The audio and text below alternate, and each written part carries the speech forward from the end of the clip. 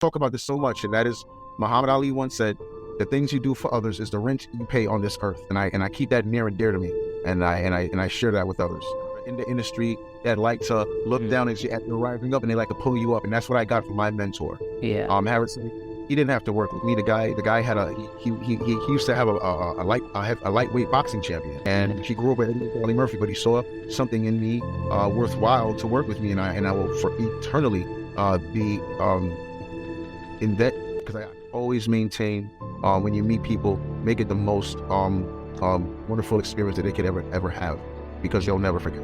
Yeah. And when you hear that phrase, the show must go on, it really a lot, because you can be going through something like for instance, like this, what I share with you about my daughter, when I didn't want to do comedy anymore. My daughter reinvigorated me, you know, and she relit me, you know, and then I also got wonderful advice from people like DJ Wiz from Kid and Play, who told me, don't worry about the fakes and frauds in this business, keep moving forward. And DJ Evil D, who told me, hey, stay real, because there's people behind us that they're scheming, and there are people behind them thinking of scheming, and there are people behind them dreaming of scheming, but stay real and you'll be all right. And then last but not least, my mentor told me, if you ever feel down, feeling depressed about what you're doing in this industry, he said, stop for a moment, be still, and remember why you started everything in the first place, and remember the first thing you did and why you started it, and look back at everything that you've done and come back in the now, and that should make you reinvigorate yourself. Everyone, you are listening to Create Your Year Started podcast. I'm Ajay, and today we have the guest on the show who you just listened in the story, which is called as NYC Crime Story. And hello and welcome to the show, Sherwin. Hey, what's going on, AJ? How's everything? I'm good. How are things going on in New York? Oh, things are good. You know, the weather's a little crazy. 1 minute it's cold, then it's a little nice, and you know, just a little snow here, then it's bright and sunny. We're going through some crazy weather. I'm just me personally, I'm a winter baby. I'm born in the winter. I love spring and summertime, man. I love spring and summertime. Okay. How was your Christmas? Yeah, it was all right. It was all right. It's quiet. I'm not really like, you know. Not a Christmas fan? Yeah, not really. Not too heavily, because you know everybody's like, oh, this is what I want. This is what I want. I'm not into that. Like, listen, let me think about it here, and so many folks are just like, this is what I want, and I'm just like, no, let me choose what I'm going to get for you. Let me put some thought and heart into what I want to get for you. Don't tell me, oh, that's what I want. You know, it's ridiculous. You know? God, yeah, happy to hear your perspective. You know, I am a big Christmas fan and a Christmas time fan. I did like in last month, we did a collaboration with 2-3 of artists for Christmas stories, especially. Christmas is a big event for me. Just wanted to hear your opinion. Okay, so you're not a big fan. I got it. Not an issue. Well, I used to be. Yeah. You know what it is? I used to be when I was little, until I found out that Santa wasn't real. Right? No. I fell asleep, and then I saw my mother and father sitting in my tree. I'm like, it's like, wait a minute. I live in the projects, and there's no chimney here. It's like, oh, he's gonna come through the window. Yeah, no, you guys are gonna walk in. I'm like, come on, man. What are you guys telling me you're alive for? He's saying you're working hard and you're getting new stuff. That's it. Yeah, you know. Yeah. No, I was like, it's kind of when you produce audio stories, and we have audience mostly from where Christmas is very famous. We make sure that this becomes a very big part of their life also. So that was the whole intent. Okay. So here we go with the first question that I have for you. Can you tell us about your journey of becoming an entertainer and how you got started in this industry? Basically, your starting up phase and what kicked you, what punched you, and okay, I got to do this and I have it in me. That particular phase and how you got started, like particular that journey, I'd like to know. Well, there's multiple roads I took, and they all lead to one area, and that is just believing in yourself. When I was a young child, you know, I was growing up seeing Richard Pryor on movies, Red Fox on television, and then seeing all the the Three Stooges, Abbott and Costello, Laurel and Hardy, the Marx Brothers, Lucy, honeymooners growing up. So there was one time my mother got a note from my teacher because I was like a parrot. I was like a little parrot listening to these things like, certainly, like from Curly for the Three Stooges, and you big dummy from Red. Oh. So I'm like about I think I was like about maybe like 4 or 5 years old. The teacher told my mother, hey, I want him to learn these lines, and I want him to talk like Tony the Tiger from the cereal. And my lines were, when you brush your teeth 3 times a day, keep your teeth looking great. And that was my big thing. So yeah, so that was a start. And then one day my mother, when it comes to hip hop, that was the acting part. My mother was my first acting coach. She showed me how to put my personality into what I'm doing on stage. And then the other thing was, one day she was like, doing my grandmother's hair, and she was like, Sherwin, come here. And I'm like, what? I'm like, come here. So she's like all excited. I'm like, what's wrong? I said, yes, mommy. And she's like, listen to the song. And I hear, I'm rough and tough and all that stuff. I make you dance and prance, sing it up and bump. There's just no way that you get enough of me. You're Mr. Big Stuff. So I'm like, heavy D. Okay. And so I'm looking at this, I'm getting excited. And she's like, he remade that song, but the original song, I used to sing that to you when you were a little baby because you were fat. Oh. So I got interested in hip hop because of my mother. And then my cousin Hayden, he was a lyricist too. He would rhyme, and so I practiced with him. So I got an interest in acting. I got an interest in hip hop. And then when I was about So was that era where hip hop was at its peak, or was going to boom up at its peak? Like it was rising. It was rising. Yeah. So many people were involved, and it was a vibe going on all around. I guess that was the thing. Yeah, because right now, it's the it's the anniversary in August. It's going to be 50 years. Yeah, it's like DJ KOOL HERC started it. So it's here in New York, his rendition. But we all know that hip hop has been around a little bit longer. But the way DJ KOOL HERC did his is 50 years here, in America, and then worldwide. But but basically from there, when I was about maybe 8. My mother, we moved to Springfield, Massachusetts, and I did another play where I'm playing an Indian for the play Pocahontas, and then from there we moved back to New York, and then my cousin David, he gives me a comedy cassette of Eddie Murphy's Delirious. So I'm a little 11-year-old kid listening to this, and I'm like goonie goo goo, and I'm halfway downloading now, just like yeah. It's like, she's a Bigfoot, Gus, and all that, all that good stuff. So all the good material. So I'm a little kid in digesting this stuff. And then as time went by, I got into I was rhyming, and I met with these like about a couple of guys. One of the guys in my high school, Glenn, he introduced me to this gentleman named Doug, and Doug had a partner named Gus, and Gus happened to be related to Wycliffe from the Fugees, so he had an interest in music as well. And then there was another gentleman named Gary, so we got all together, and we were always talking about music, but I was always recording, and we had some other guys that were doing hip hop, and I think the guys were working with poets and singers. So then from there, we turned around, and one day I was freestyling on Hot 97, and Gus heard it. He was like, hey, you know what? We want you in the group. So we started the group. It was called TBC, and then we got to do a concert for KTU before they were really into playing hip hop or R&B, and we had a good time doing that. And we got in because of a DJ by the name of DJ Spinbad, who worked with DJ Jazzy Jeff. He got us in to perform everything. So we had a great time doing that. So when we had bad management, I left the group, got out of the group, and by chance, somebody dared me to do stand-up comedy. And I was like, I was like, what do I do? I used to be a teacher, and then I got laid off. And then a former girlfriend of mine said, hey, why don't you come do security work? And the same building where Caroline's on Broadway was, right now it just recently closed down, but Caroline's on Broadway was downstairs from the building where I was the security supervisor. So I took comedy classes. I was like, oh. But when I first heard, I was like, I got to take comedy classes. I said, what if I'm not funny and I fail my class? Do I have to do it all? It's like, I got an F for not being funny. So I had to, so I went ahead and did it. And when I was done, I was a little lost. I was like, what do I do from here? I got good reviews. And if anybody wants to see some of me doing stand-up comedy, they can go to my new monetized YouTube, which is youtube.com/ youtube.com/ at Sherwin XL, and they can see it. There's a bunch of things about just all Sherwin XL. You can check it out. So within that time, I was like, okay, what do I do?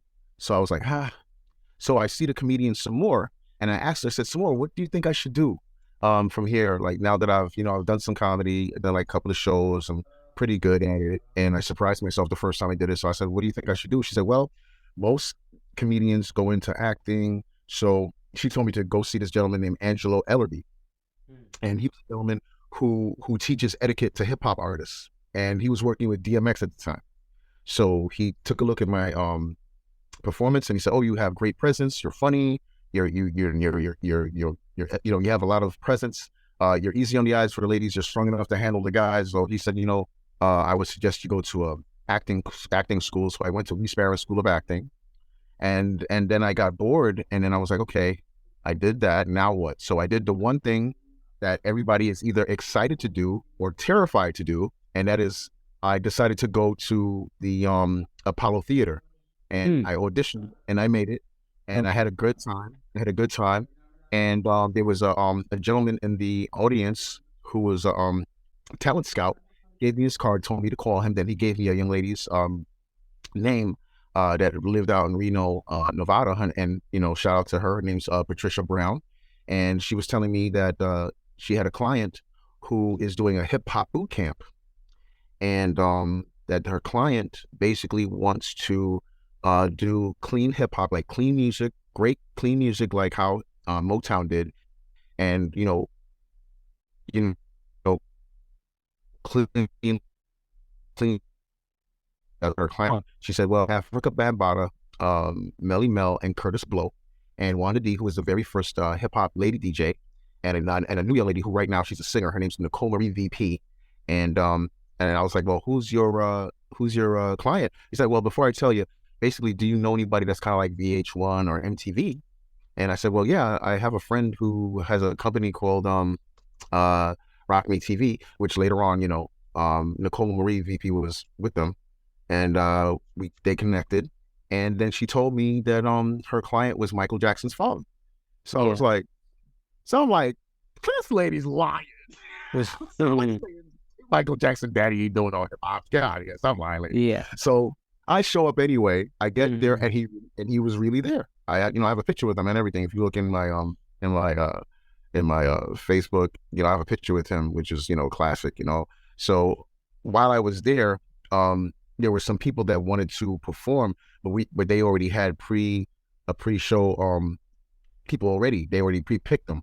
So I was the pre-show host and announcer. So I went to Papa Joe. I said, Papa Joe, listen, there are a lot of people here that wanted to perform. Listen, I can do a real quick open mic and have everybody do one song, so you can pick out who you want and who you think will be good for the next set.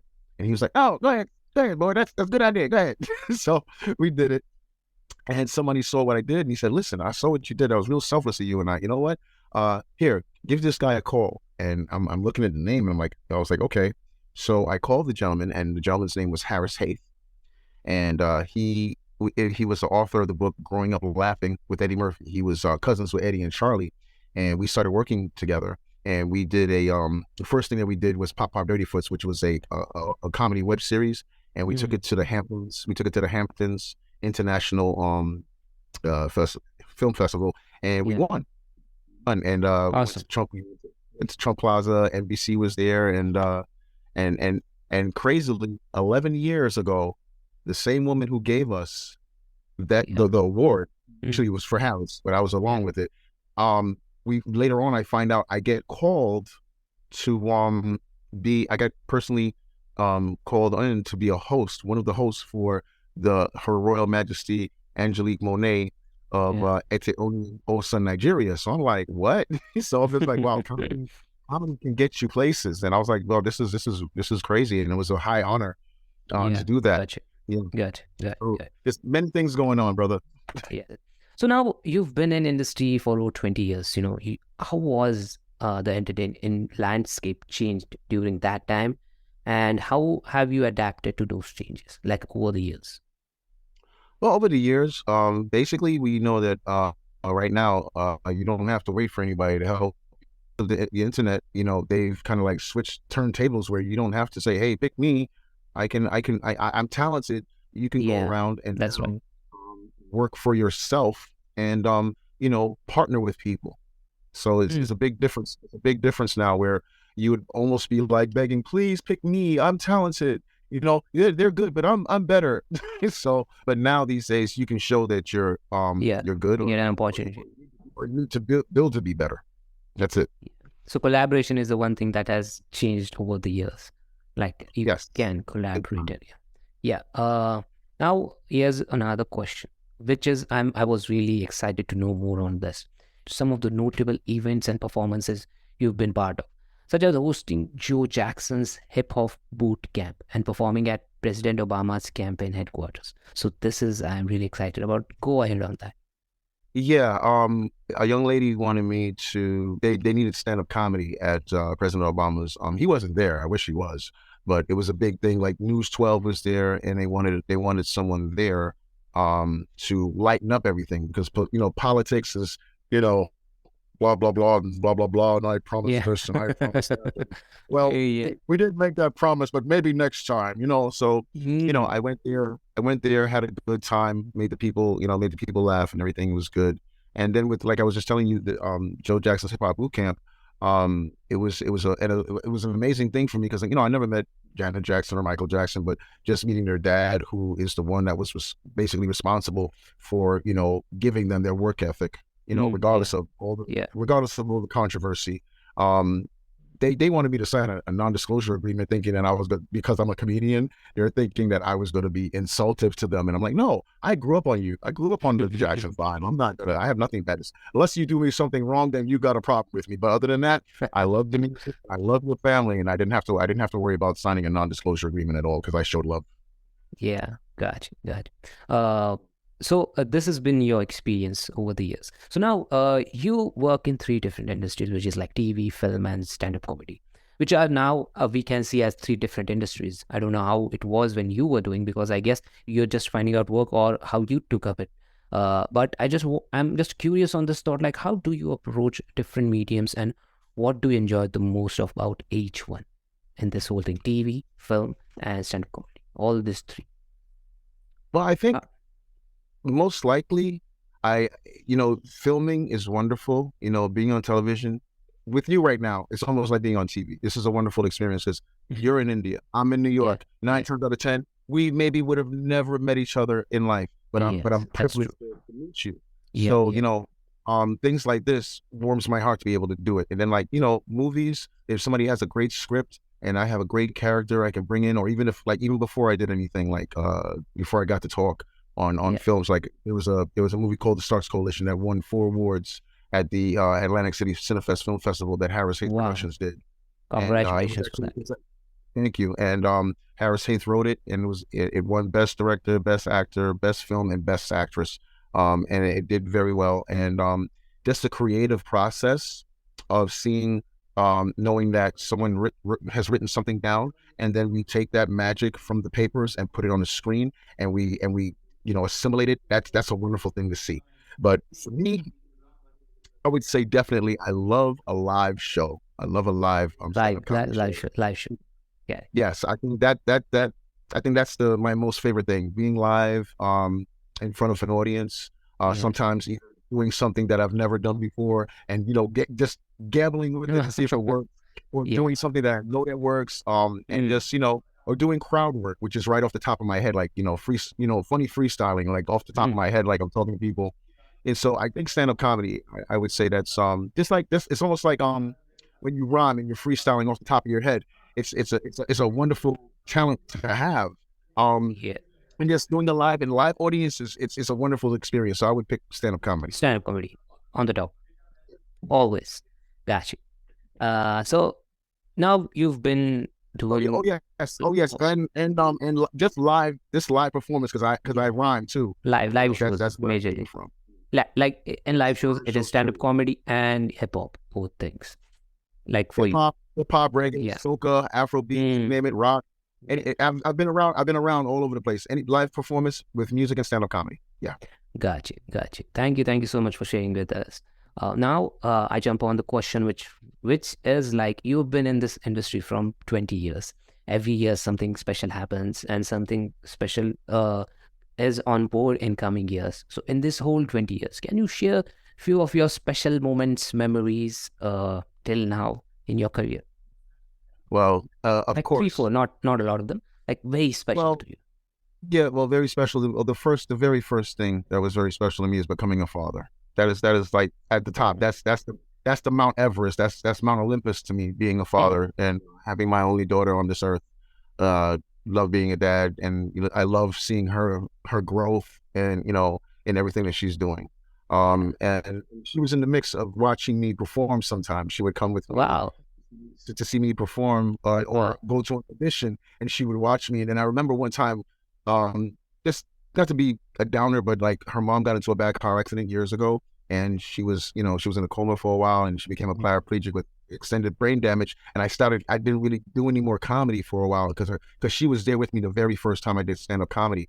So it was like a connection. So I didn't want to go on stage anymore. My daughter kind of like re-influenced me. She's like, "Daddy," Mm. she was, she's like about 3, 4 years old. She's like, "Daddy, you're not doing the comedies anymore?" And I was like, "It's comedy, sweetheart." And she's like, "Well, you're not doing the comedy anymore?" I was like, "No, sweetheart." She's like, "Why not? You're funny.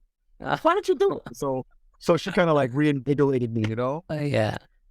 and So and then from there, I would say, like I said, being on stage, with with music, and especially I love hosting. I love hosting yeah. because hosting, you can do so much. You can be funny, you can be serious, you can be political if you want. Which was your favorite hosting one, like especially special memory?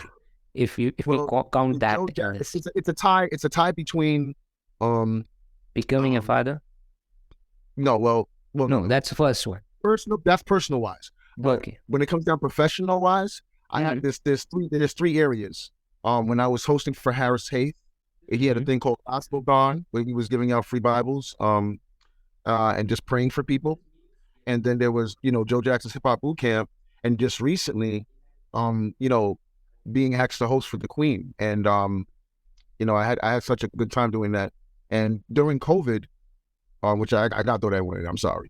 During COVID, I worked with this young lady named Lori Francois, and we did a thing called Music Scenes and Fun, and we had all types of artists and even authors come out. So those things were like the most, touching to me when it comes down to performances. Got you. Thank you so much for sharing those particular moments. I love the one that you told. How's your wife's health now? Is it good? No, she's actually passed on. She's actually passed on. Yeah. Oh, really sorry. Really Yeah, sorry. she was in that position for like, because we had divorced, and Okay. we were with the American 2 years, and in this industry, like, girls are like, "Oh, you're cheating on me." No, you're not. Yeah. It's like, so it's like, no, I'm not doing anything wrong. It's like, what time do I have to cheat? I come home, and where I am. You call me. It's like, I don't have any time. Like, what are you talking about? So Okay. she wanted to get back. She wanted to get back, but it didn't happen. But she just passed away like 2 years ago, in November.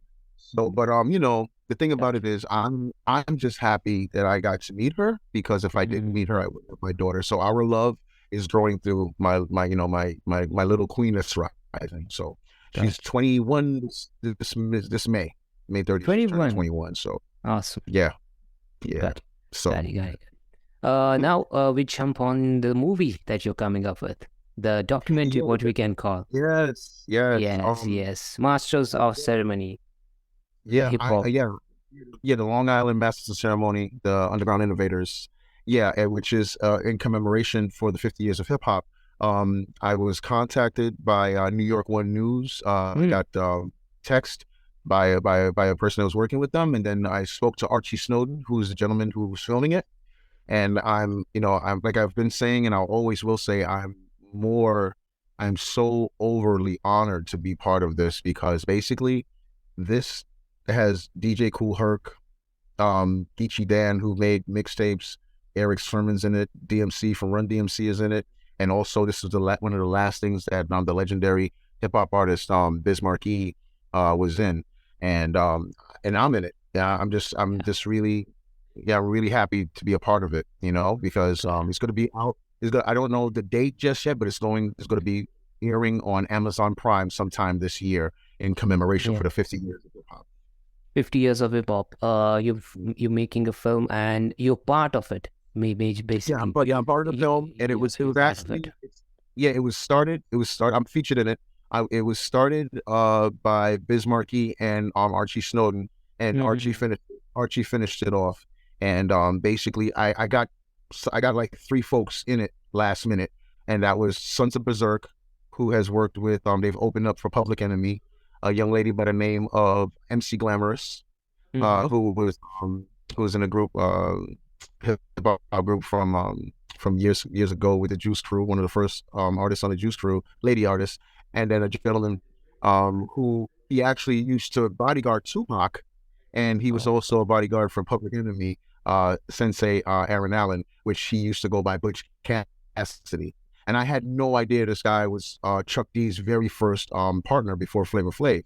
So I had to bring him in. So we just wrapped up in December of 2022, and I'm looking forward to seeing everything and everybody included, not just myself, but but just everybody. Yeah, everybody that's included on this. It'd be nice to see me. It'd be nice to see me talking. Just like I'm happy to be here with you. yeah, yeah. But yeah, I'm just like I'm So, so so I guess this is coming on Amazon Prime US in what we say zone. Amazon Prime US, where you can catch the movie. It's coming. What's the date? Have you finalized the date? I have no idea. no, not yet. I'm waiting for Not as yet. soon as Archie knows, I will make sure Yeah, I'll let you know. you inform me. But the Yeah. trailer of this film is uploaded before, and the video is on Spotify, so you can catch this actually whole interview as a Spotify video interview. So you're going to catch the trailer the moment we start the interview. So it was from that movie. And can you share some insights, some stories from the film? What are we going to expect and watch? Basically, you're gonna listen to a lot of the gentlemen who were from this part of Long Island, Mm. where a lot of the hip hop artists, they've never said that they were from Long Island. They just said they were New Yorkers, because Mm. most of the time it was always the four boroughs that were the big bosses. But if you were from Long Island, yeah, whatever, you're Long Island. But as you can see, we had EPMD, we had leaders of the new school from out here, we had Public Enemy, and it's like you have Rakim, so it's like EPMD, all these guys. So they are now letting you know, yeah, we're from New York, but we're specifically from this place in Long Island, and they're Yeah. sharing their stories with everyone who may not have known about them or heard about them, or they have heard about them, but hey, you guys haven't had your accolades or gotten your roses while you're still here to talk about it. So like I said, I'm just very, very overjoyed to be part of this wonderful documentary that Archie Snowden has put together, that started with his Marquis in here. So I'm just happy to be a part of it, to be featured in it. Okay, gotcha. So here's a very important question for you. How do you hope? Sure. How do you hope this film will impact the way people view and understand the history of hip hop music? Definitely one. The gentlemen who have not, there's some gentlemen who have not gotten the, oh, good job, thank you. There's Appreciation. some guys and some ladies who haven't gotten that, and they deserve it. Because like me, like I said, I brought some people in. In this industry of Unsung music. stories, what we can say, unsung stories, unsung heroes. Yes, exactly. People, because like there was an old guy in a wheelchair. He started telling us who he was and what he did, and I was like, what? Mm. And I was like, oh my god, I'm so happy that we started talking to this guy, because if we didn't come out in a certain park, he wouldn't be able to share a story. So I'm happy. I'm looking forward to like telling these guys because like when it's getting ready to be done, I told the guys I'll come look for them, or I'll go in the Roosevelt Public Library, and let them know, because I just recently did I just worked with some of the Wild 'N Out crew at the Roosevelt Library, which was really fun. But the main thing about hip hop is this: just like any other music genre, any classic music genre, a lot of these artists need to look back to the past to be more powerful in the present, and that's what's a lot of that is missing.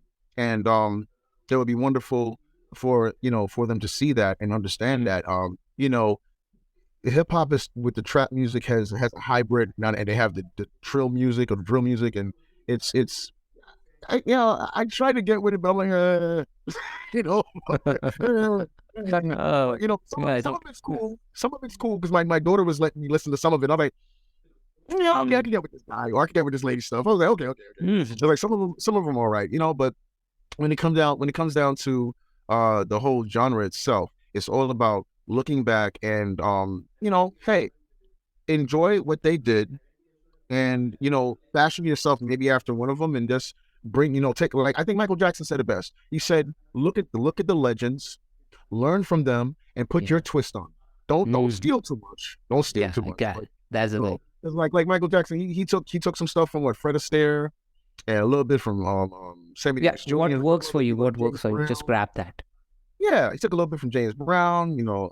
So it's like from tap dances from yesteryear. So it's like, okay, and then what he did, and he also was watching the break dancers, of the moment. So he Yeah. mixed that all together, and that's why he'll go down in history as like a great entertainer. Because it's like you were just seeing him doing dancing moves, and he was a great singer, and he brought songs from the heart out. So if somebody takes the time to sit down and build themselves as a good artist, it'll happen.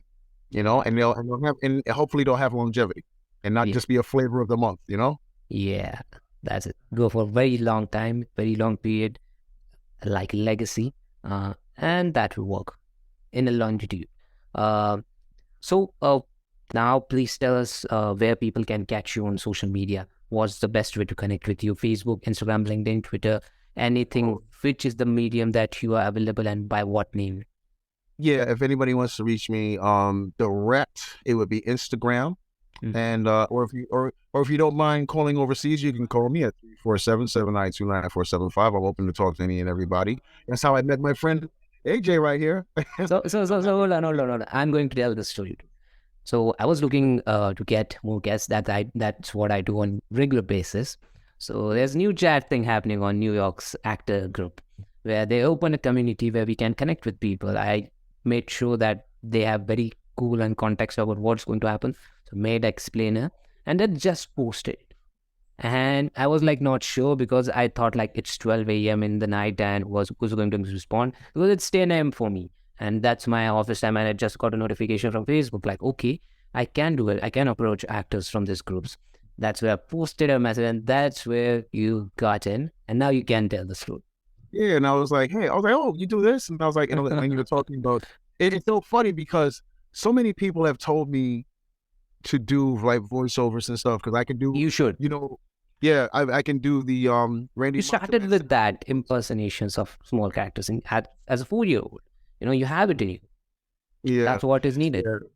Yeah. So yeah, I was the little kid, talking about like happy count despicable, and suffering passion and all that other stuff. But the one thing, the one person's voice who I loved doing growing up was the wrestler Randy Macho Man Savage, and I do his voice. I do his voice so well. I did it in front of him when he was alive, and I actually had one of his only brother, Lanny Poffo. He gave me a compliment as well. So doing the voice is like, I love doing his voice. Even as a kid, I used to hear him say, "Ooh, yeah, step into a Slim Jim," So Got it. yeah, so many people was telling me like, and it's just to somebody like Robin Williams. He's another person I used to love listening to because he was so wild with it. So yeah, so I'm definitely thinking about doing it. Yeah, especially with what I did with you. Yeah. I did it so quick. Yes. I did the fast one, then I did the slow one for you, and I had a ball doing it. Yeah. How do you approach creating comedic material, and what are some of the things that you draw inspiration from? Basically, I draw inspiration from truth. And I can say I got it from Richard Pryor and Jonathan Winters. I remember Richard Pryor saying that, when you're on stage, there are no rules. Comedy has no rules. That I read in his book Convictions. He said there are no rules, so you do what you want on stage. And then Jonathan Winters was like, if you sit down somewhere and you see people going by, you can see the world. And if you can see the world, I figure you can see funny things and funny people and funny situations in the world. So, and then, I talk about relationships. I talk about, I haven't yet, but I'm saving it for my comedy special that I want to do for myself. But I want to talk about my childhood and the funny things that I did, the crazy situations I got myself into, crazy dates, just anything that's universal that we all know about, like losing my virginity, how I lost it, where I lost it, getting caught by my mother with a girl in the house, little things like that. Yeah, I just draw upon, situations, real life situations, and just crazy things that really have happened in my life. Mm. That's the basics. That's the basics of it. And if I see something ridiculous, I'm going to talk about it in the world. That's it. Got it. So my video is probably not working at this moment, but here's a very important question for you. What is the worst part of the industry that you really hate? What is the part of the industry that you really hate? You don't even have to finish that question. I hate selfishness. Gotcha. Selfishness. It turns my stomach, AJ. It turns my stomach. People who may have knowledge to help others and they want to harbor knowledge, or they don't want to, and that, and jealousy, which I think is ridiculous. I remember Tupac saying, I met Tupac and Biggie years and years ago. I'm so mad I never took a picture with him, but Tupac always said that there is enough room for all of us in this industry as artists. There's enough room for everybody. Yeah. Because even when you're on stage, somebody else has to watch you. When you're off stage, you have to watch someone. So that's all. I don't like selfishness. If you can help someone, help them. What's the big deal? I talk about this so much, and that is, Muhammad Ali once said, "The things you do for others is the rent you pay on this earth." And I keep that near and dear to me, and I share that with others, and I'm glad I got to share it here with you and your audience. Yeah, and one thing, which is the best thing about industry that you love about it. One thing.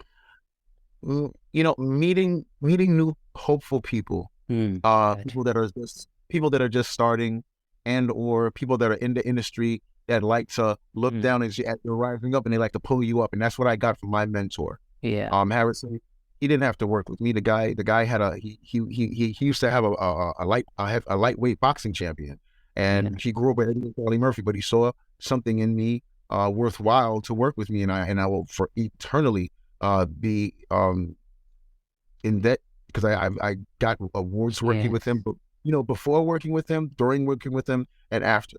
But the thing about it is, it's like he picked you. Industry, it's a wonderful thing to help others, because I got to work with the mentor of my mentor, and his name was Bill McCrary.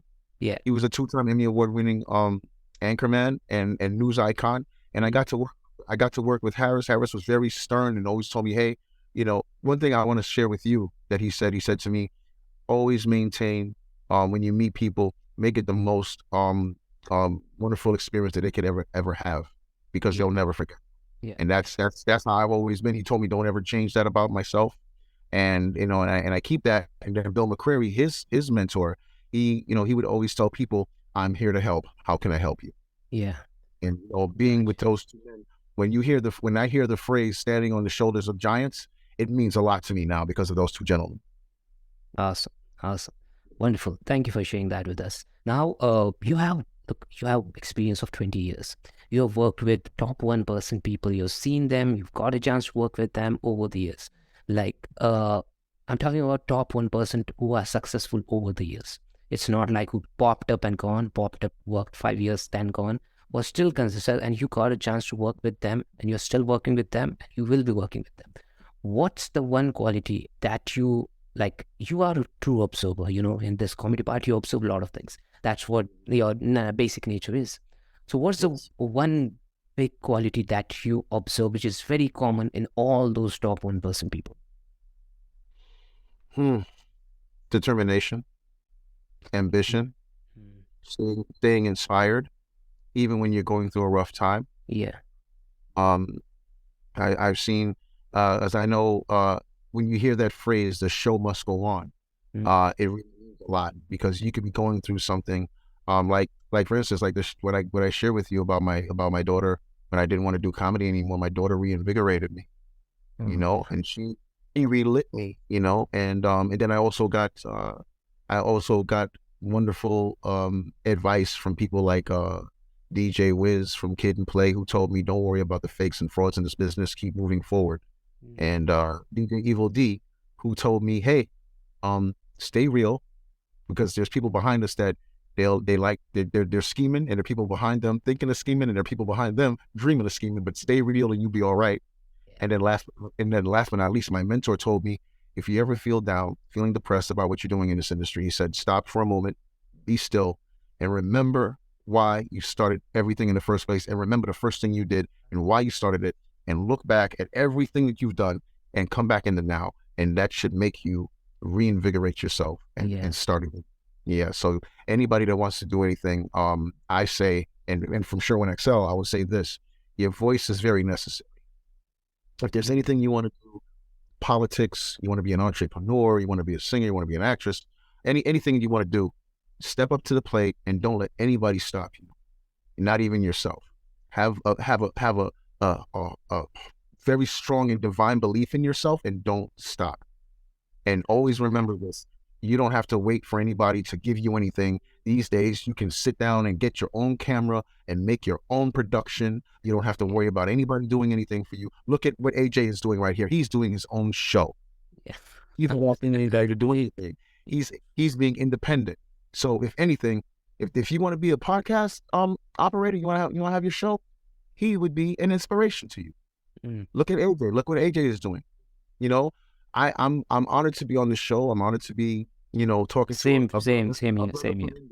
You know, I'm happy to be talking to a brother from India. So, and I hope we stay in touch. And one thing, I'm going to be definitely sending people your way. Great. I'd love to interview them and have them as a storyteller on the show. This was the thing that I was looking for, because when time passes by with years and years of working regularly, you miss the emotion or you miss the hook that you had on the first project or the first time. That was very strong. But with time, we become very professional, and with time, we become very like 1, 2, 3, 4, the steps that we follow in the work. And we miss that, okay, that was the hook, that was the wildness that we had. And sometimes that is the case that we form. The formation is also necessary. But that hook that we had, that wildness that we had in the initial phase, go all in and do all that, we kind of miss that. And that may be the case that we lose the hope in coming time. Or we lose that emotion. And let me share this with you, which a lot of people don't believe me, but doing stand-up comedy and all of this, when I was growing up, I was very, very shy. I say I was nuclear holocaust, intergalactically shy. If somebody would have told me, hey, you're going to be doing this and this and that, I'm like, no, I'm not. I'm not doing that. Yeah. And that's what I'm saying. Anybody, if anybody's listening to this show with AJ and myself here, if you're shy, understand this: you can overcome that. And I want you to do one thing, and that is grow into your greatness.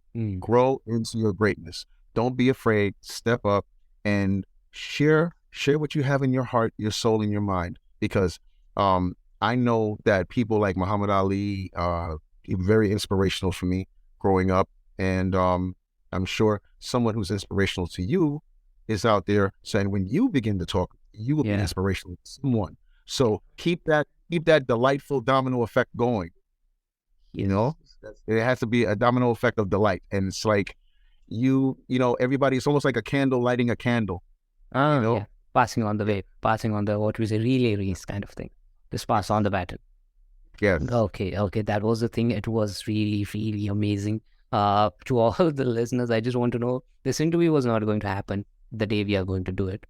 It was very hectic for me. Early morning, rushing to office. No one is in the office. No one was in the office. I was the first one who got into the door, opened the laptop, and then the laptop is working. And Sherwin was like, oh man, what's happening? Hold on, I'm there, hold on. But I was like, that's not my thing. I'm up to date. I'm on time. I'm doing things right on schedule. That is my thing. And at that point, ever seen this about me? I know things happen. And I'm not gonna be this guy like, well, you're gonna give me my time. I have to go to sleep. I have to wake up in the morning. Yeah. It's like, what is this? Yeah. So that I was like, oh, this is, but we had time, so I thought we could do it next week. And then something happened. I came up, I left the meeting space, then I came up, and suddenly the Zoom started working. And I thought, okay, if he's up, I can just push on the message. If he's yes, then we can go on with it. And it worked. So this was the behind the story of the interview. And I hope you all enjoyed interview, our show with Sherwin XL. His movie is coming up on Amazon Prime, US specifically.